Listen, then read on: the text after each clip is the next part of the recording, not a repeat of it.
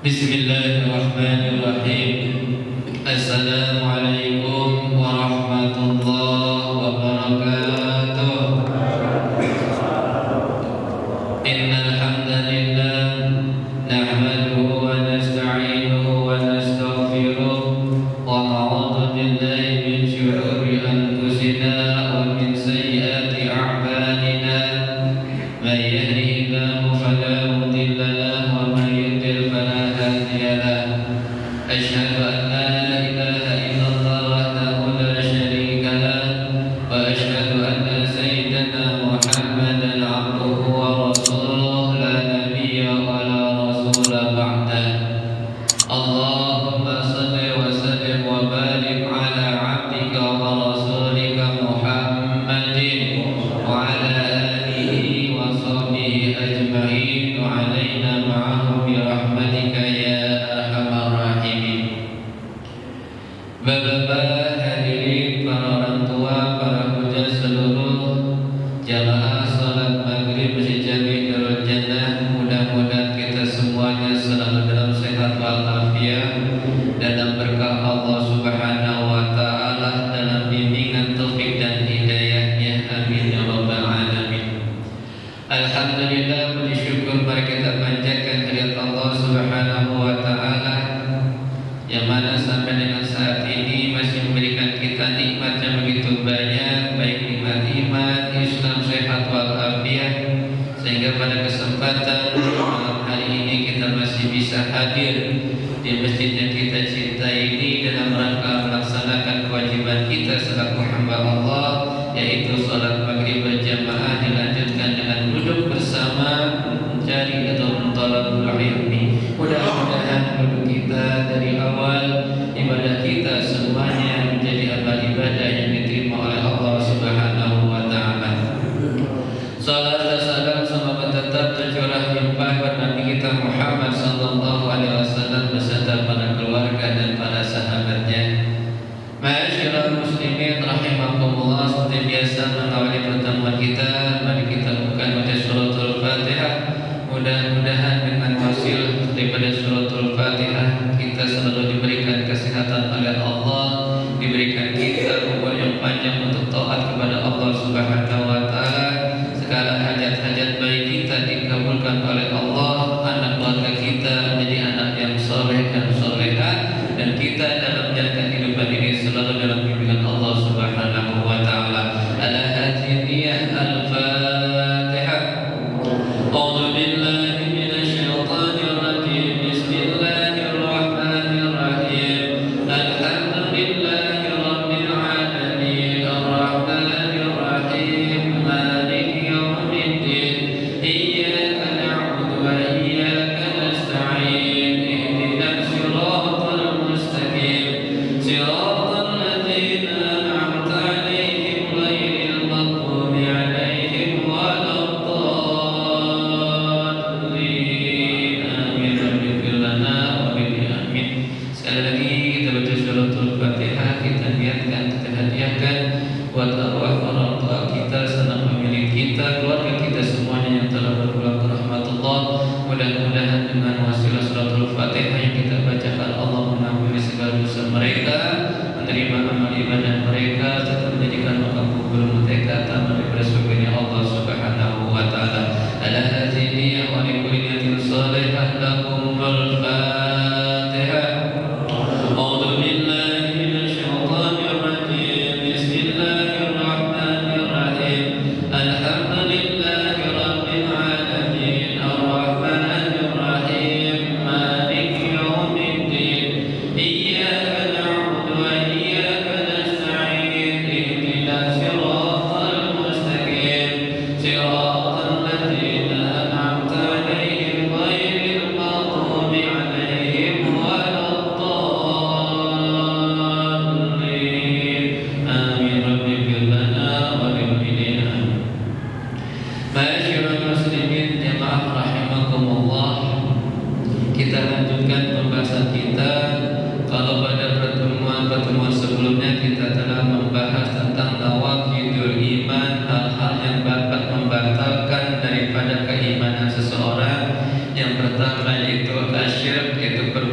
syirik, termasuk juga hal-hal yang membawa kita kepada perbuatan syirik. Terakhir kita membahas tentang al-ghulu fis sholihin, yaitu berlebih-lebihan dalam menempatkan atau mendudukkan orang-orang soleh. Karena saking berlebih-lebihannya, karena mungkin kesolehannya, keilmuan yang tinggi dan lain sebagainya, akhirnya kita sampai menempatkan seseorang yang kita anggap soleh itu melebihi daripada kedudukan yang mestinya, sampai memasukkan unsur-unsur ketuhanan kepadanya, sebagaimana yang disampaikan sebelumnya, yaitu tentang kelompok Syiah yang memasukkan sifat-sifat ketuhanan kepada Ali bin Abi Thalib, ya, al-ghulu fis sholihin, berlebih-lebihan dalam menempatkan seseorang yang dianggap soleh.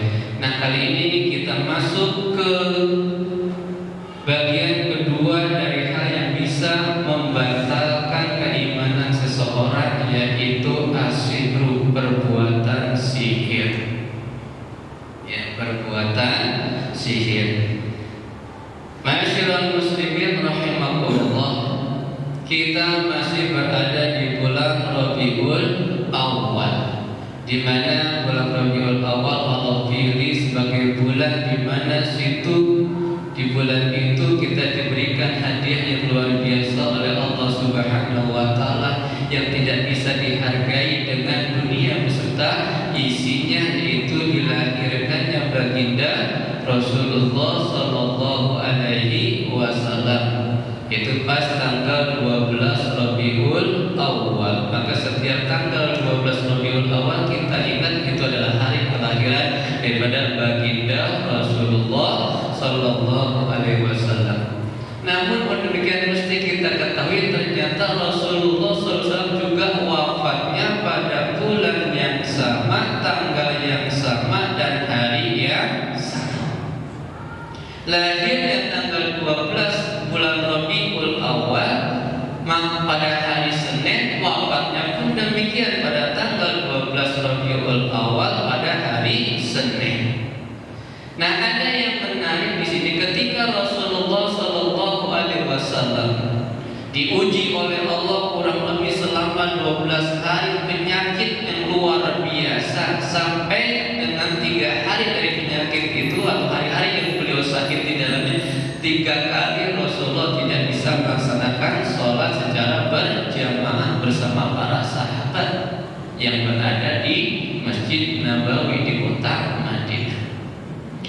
Nah, suatu saat setelah pulang sholat berjamaah di masjid, yaitu sholat subuh, di mana Rasulullah SAW pada waktu itu diimami oleh Abu Bakar As-Siddiq, karena Rasulullah sudah tidak kuat, akhirnya menunjuk Abu Bakar As-Siddiq untuk menjadi imam pengganti Rasulullah SAW. Pulang di rumahnya, di situ ada istrinya, itu Siti Aisyah, dan anak atau putri tercintanya itu Fatimah Az-Zahra.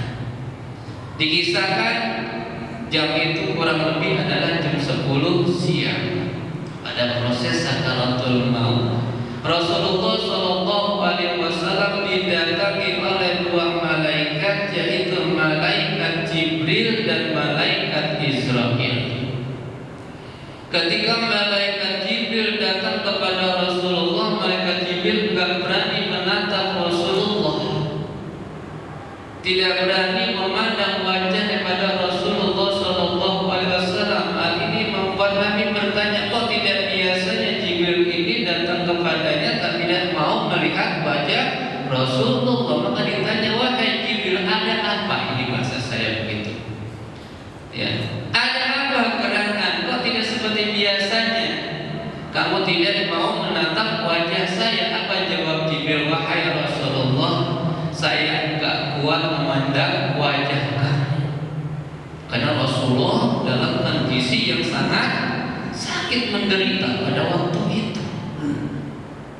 Dan Jibril berkata, ya Rasulullah, ini adalah hari terakhir saya turun ke dunia. Hari ini adalah hari terakhir saya menyampaikan wahyu kepada engkau. Setelah lepas hari ini saya tidak akan pernah turun lagi ke dunia, karena tugasnya sudah selesai, yaitu menyampaikan wahyu kepada para nabi dan rasul. Karena setelah Nabi Muhammad SAW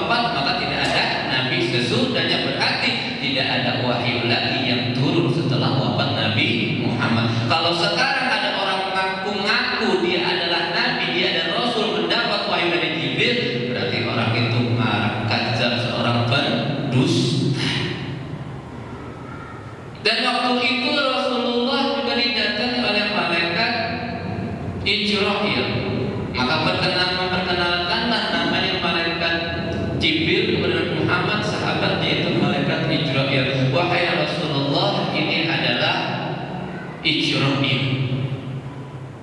Ditanya malaikat Israil oleh Rasulullah SAW, wahai malaikat maut, apa kerana kamu datang? Apa kamu ingin menyambut nyawaku, ingin menyambut ruhku? Apa jawab malaikat Israil? Ya Rasulullah, saya datang ke sini atas perintah Allah Subhanahu wa Ta'ala. Allah memerintahkan saya untuk mentaati apa yang kamu ucapkan, apa yang kamu inginkan.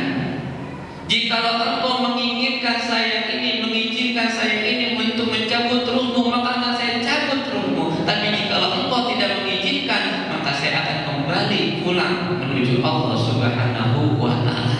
Begitu. Akhirnya Rasulullah menyampaikan dulu malaikat maut. Lanjut dialog kepada malaikat Jibril. Wahai Jibril, karena Nabi sudah merasa inilah hari terakhir dia berada di dunia. Wahai Jibril, Bashir, berilah kabar gembira buatku sehingga aku meninggalkan dunia yang pada ini dengan tenang, sehingga aku bisa meninggalkan dunia ini dengan tersenyum, tidak ada lagi beban dalam diriku ya Jibril. Berilah kabar gembira untukku wahai Jibril. Maka malaikat Jibril berkata, wahai Rasulullah, sesungguhnya pintu-pintu surga sudah dibuka untuk menyambut kedatanganmu. Sesungguhnya pintu-pintu langit pun sudah terbuka siap menyambut kedatanganmu. Hurul ain, bidadari surga semuanya sudah bersolek, semuanya sudah berhias berdandan sebagus mungkin untuk menyambut kedatanganmu. Mendengar ini Nabi kita tetap merasa tidak senang. Tidak senang Nabi kita, masih ada beban. Apa yang menjadi beban? Yang beliau tanyakan, ummati, ummati, ummati. Wahai Jibril, bagaimana dengan umatku? Kalau aku pulang bisa menuju Allah, masuk surga, bertemu dengan Allah Subhanahu wa Ta'ala, lalu bagaimana dengan umatku? Atau mereka juga bisa masuk surga bersamaku, kumpul bersamaku? Tuh bayangkan, wahai, betapa cintanya Rasulullah kepada umatnya. Padahal di situ ada istri tercintanya Aisyah, ada anaknya Fatimah, tapi tidak mengatakan bagaimana Fatimah, bagaimana dengan Aisyah. Tapi yang diingat adalah umatku, umatku, umatku bagaimana? Selamatkan mereka dari api neraka, masuk surga kan mereka. Nabi tidak merasa puas dengan kabar yang disampaikan malaikat Jibril bahwasanya surga sudah dibuka, langit sudah dibuka, hurul ain, bidadari surga semuanya sudah siap. Tidak membuat Nabi gembira, masih gelisah Nabi, masih ada beban dalam dirinya untuk meninggalkan dunia ini. Akhirnya apa kata malaikat Jibril? Wahai Rasulullah, sesungguhnya surga diharamkan masuk ke dalamnya umat-umat sebelum kamu. Dengan artian sebelum umatmu masuk ke surga, maka umat-umat yang lain gak boleh masuk surga. Dan seluruh umatmu kelak semuanya masuk ke dalam surganya Allah Subhanahu wa Ta'ala. Maka dari sini muncul sabda Rasulullah, kullu ummati dakhala jannah illa man aba. Seluruh umatku nanti akan masuk surga kecuali mereka yang akan masuk surga. Sahabat bertanya, ya Rasulullah, man ya'ba, siapa yang enggak mau masuk surga? Kok ada orang enggak mau masuk surga, padahal surga digambarkan penuh dengan segala kenikmatan, melebihi daripada kenikmatan yang ada di dunia. Kok bisa enggak mau masuk surga? Apa jawab Rasulullah? Man ata'ani dakhala jannah wa man asani faqad taba. Barang siapa yang taat kepadaku, menjalankan syariatku, itulah orang-orang yang akan masuk surga bersamaku. Wa man asani faqad taba. Dan mereka yang berbuat maksiat kepadaku adalah mereka yang akan masuk surga. Maka Rasulullah memberikan gambar salah satu bentuk kemaksiatan yang menyebabkan orang itu tidak masuk ke dalam surganya Allah Subhanahu wa Ta'ala adalah as-sihru, yaitu perbuatan sihir. Dikasih tahu di kita oleh Rasulullah, kalau ingin masuk surga bersama Rasulullah, hindari, jauhi perbuatan yaitu as-sihir, perbuatan sihir. Rasulullah SAW bersabda, ijtanibus sab'al mubiqat. Qalu wa ma kunna ya Rasulullah. Hendaklah kalian menjauhi ada 7 daripada perusak, ada 7 dosa besar. Para sahabat yang hadir berkata, qalu wa ma kunna ya Rasulullah. 7 itu apa saja ya Rasulullah yang membuat orang terhalang untuk masuk ke surganya Allah Subhanahu wa taala? Maka Rasulullah bersabda, qala asyirku billah wasihru ila akhir. Yang pertama adalah syirik, yaitu menyekutukan Allah Subhanahu wa taala. Jika orang menyekutukan Allah kemudian dia mati meninggalkan dunia ini dalam keadaan bertaubat kepada Allah, maka dia termasuk orang yang berhak untuk masuk ke dalam neraka, dan dia orang yang enggak masuk surganya Allah Subhanahu wa taala. Yang kedua adalah sihru, yaitu berlaku sihir. Inilah yang termasuk kategori nawaqidul iman, perkara-perkara yang bisa membatalkan keimanan seseorang. Apa sih sihir itu? Sihir menurut bahasa artinya sesuatu yang menipu, sesuatu yang mempesona. Dan dalam istilah adalah kejadian yang luar biasa yang terjadi pada seseorang, yang mana hal ini bisa dipelajari. Sesuatu yang mempesona, sesuatu yang memperdaya. Ada wanita cantik, kita belum pernah lihat wanita secantik ini, kita terperangkap berberdaya, enggak sadar. Sebagaimana yang terjadi pada zaman Nabi Yusuf alaihi salam. Ketika Nabi Yusuf berada di rumahnya Zulaikha, dikatakan Zulaikha itu terperdaya dengan ketampanan daripada Nabi Yusuf. Itu termasuk sihir, terpesona, terperdaya. Seakan-akan Nabi Yusuf dengan ketampanannya telah menyihir Zulaikha sehingga melakukan sesuatu yang tidak patut. Akhirnya dia dicemooh oleh wanita-wanita yang ada pada waktu itu. Diundang wanita-wanita tersebut, diberikan yang namanya apel, diberikan yang namanya sikit, yaitu pisau.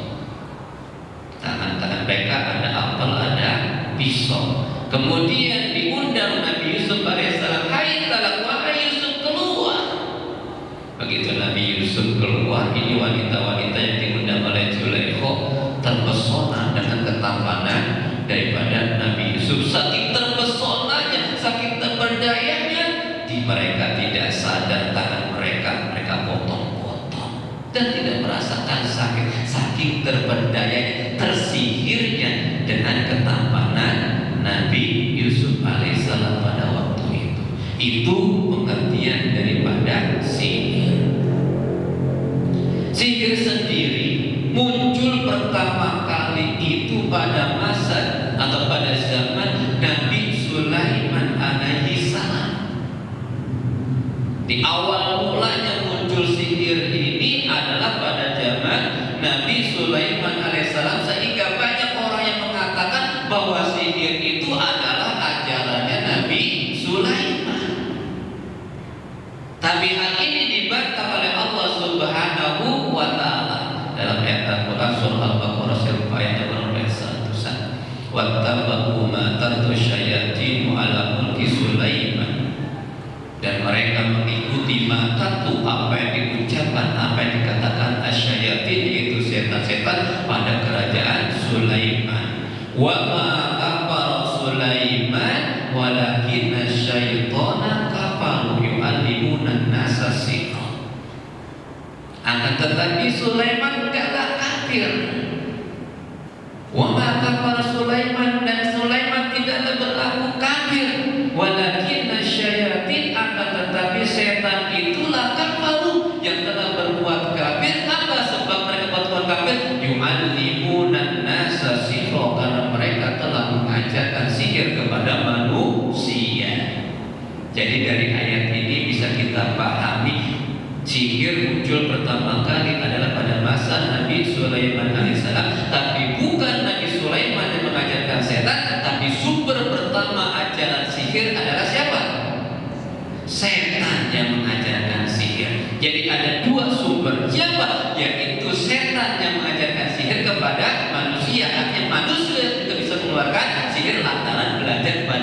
setan. Maka dalam surah An-Nas kita berlindung min syarril waswasil khannas alladzi yuwaswisu fi sudurin nas minal jinnati wan nas. Dari bangsa jin dan bangsa manusia. Nah, sihir ini diajarkan oleh setan. Nah, setan itu siapa? Setan itu siapa? Setan sendiri berasal dari kata syatona. Syatona artinya adalah menjauhi. Syatona artinya menjauhi. Menjauhi apa? Menjauhi seseorang daripada ketaatan kepada Allah Subhanahu wa ta'ala. Maka sering kita mengatakan dasar setan bukan. Nah, setan ini wujudnya bukan hanya makhluk. Terus apapun bisa berubah menjadi wujud setan. Kalau dia sampai memalingkan kita dari ketaatan kepada Allah Subhanahu wa ta'ala. Istri yang cantik dengan kata-katanya, dengan keinginannya, dia pengen punya mobil, pengen punya ini, punya itu. Akhirnya kita dengan kemampuan terbatas melakukan tindakan yang tidak sesuai dengan syariat, korupsi, mencuri dan lain. Berarti istri kita adalah setan.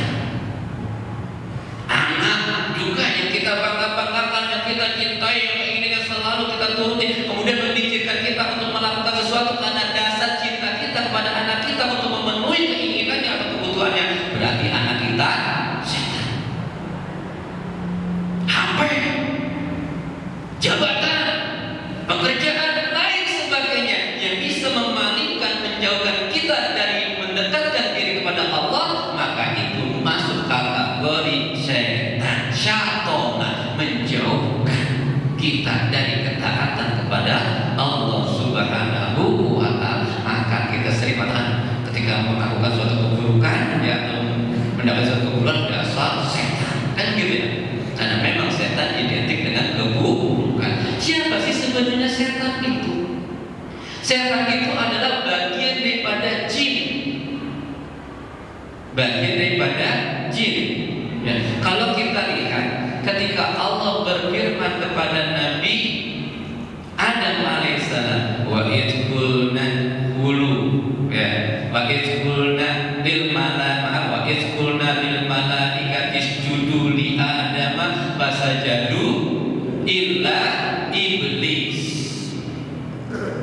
Dan ingatlah ketika kami berfirman kepada malaikat, wahai malaikat, sujudlah kamu kepada Adam. Sujud untuk penghormatan bukan penghambaan. Maka malaikat sujud, kecuali illa iblis, kecuali iblis. Siapa iblis? Iblis adalah bangsa jin. Ya, iblis adalah bangsa jin kayak kita, bangsa manusia. Manusia ada yang baik, ada yang beriman, ada yang kafir, yang tidak beriman. Kalau beriman disebut mukmin, kalau tidak beriman disebut kafir. Tapi ini dari bangsa manusia. Ya, kalau yang beramal soleh disebut soleh, kan begitu. Kalau suka membohong namanya apa? Kadzibun, ya kan begitu. Nah, sama dengan jin begitu juga. Ada yang beriman namanya jin muslim, jin mukmin. Ada yang kafir namanya jin kafir. Ada yang jahat namanya iblis. Ada yang sering mengganggu manusia namanya setan. Jadi setan itu adalah bangsa daripada iblis. Iblis adalah keturunan daripada jin. Nah, iblis itu berasal dari kata labasa atau labisa. Kalau kita belajar bahasa Arab, labasa atau labisa berarti menutupi. Pakaian yang kita pakai dalam bahasa Arab namanya libasun, karena dia menutupi badan kita. Nah, iblis dikatakan menutupi karena pada dasarnya iblis itu baik. Iblis itu mempunyai ketaatan kepada Allah, taat, dia tunduk patuh kepada Allah Subhanahu wa ta'ala. Illa iblis, kecuali iblis yang enggan untuk tunduk pada. Kenapa? Begitu diciptakan oleh Allah namanya Nabi Adam, muncul kesombongan pada dirinya.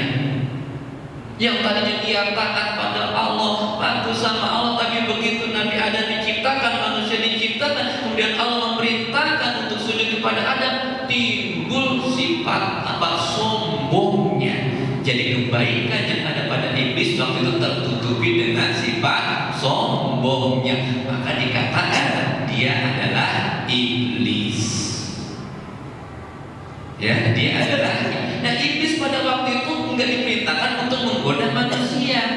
Enggak, kerjaannya bukan untuk menggoda manusia, bukan untuk menggelincirkan manusia.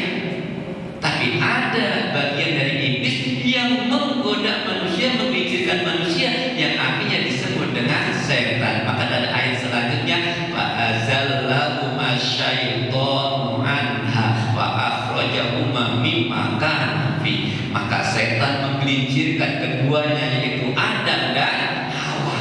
Kemudian akhirnya Nabi Adam dan Hawa dikeluarkan dari surga. Jadi begitu dia menggelincirkan Nabi Adam dengan tipu dayanya, dengan kata-katanya yang manis, dengan argumentasinya yang memukau Nabi Adam, akhirnya apa? Nabi Adam terberdaya, Nabi Adam tergelincir, maka iblis berubah namanya menjadi setan. Begitu. Ya. Jadi yang tadinya hanya sebagai iblis dan akhirnya dia berubah berberdaya manusia dengan bujuk rayunya, maka berubah dia menjadi namanya setan untuk mengganggu manusia. Tuh, wa ma kafara Sulaiman walakinna syayatin kafaru. Kafir. Setan ini kafir. Apa yang menyebabkan dia kafir? Yang menyebabkan dia kafir adalah yu'allimunan nasa siratan. Dia telah mengajarkan manusia yang namanya sihir. Jadi asal muasal sihir berasal dari siapa? Dari setan. Kemudian manusia setan mengajarkan sihir kepada manusia. Itulah sumber utama sihir, setan dan manusia. Lalu apa hukumnya sihir dan bagaimana tukang sihir? Kalau kita lihat, dikatakan setan itu kafir. Kafir itu berarti mendurhakai Allah, menyekutukan Allah, berarti dia ingkar kepada Allah, maka hukumnya adalah haram.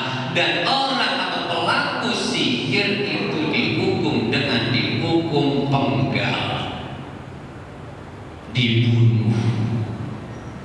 Ya, mazhab sepakat, 3 mazhab sepakat bahwasanya pelaku sihir itu hukumannya adalah dibunuh.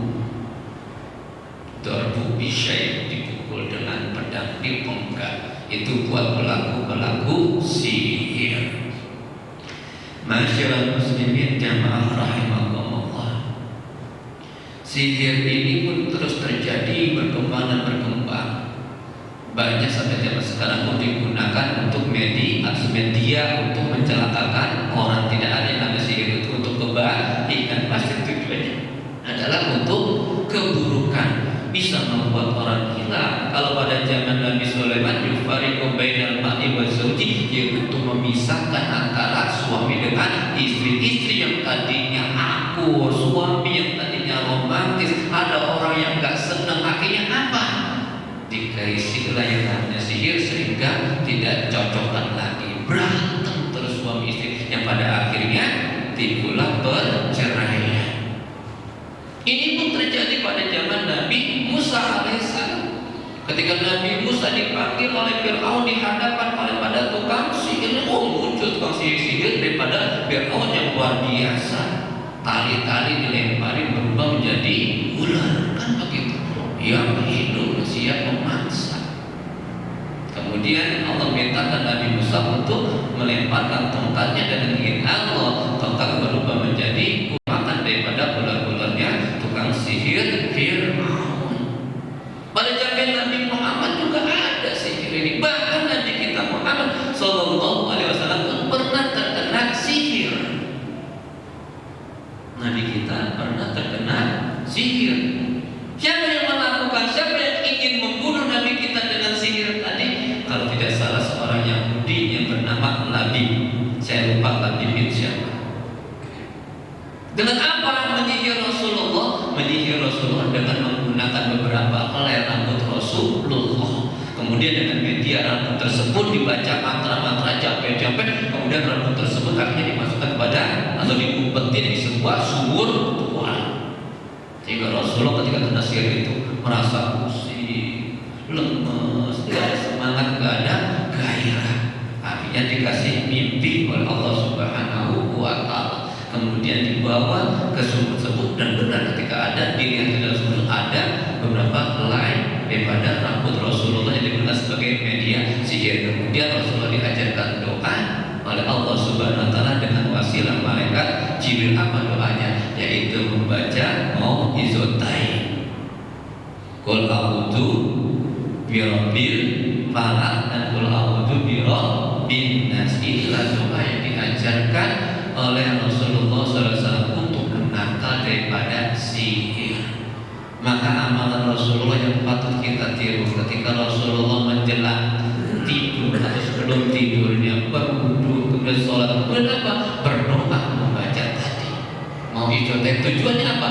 Untuk membentengi diri agar selama tidur sampai dengan bangun lagi tidak ada yang mengganggu. Begitupun ketika pagi baca lagi, biar pagi ketemu sore pun tidak ada yang mengganggu dalam lindungan Allah Subhanahu wa Ta'ala.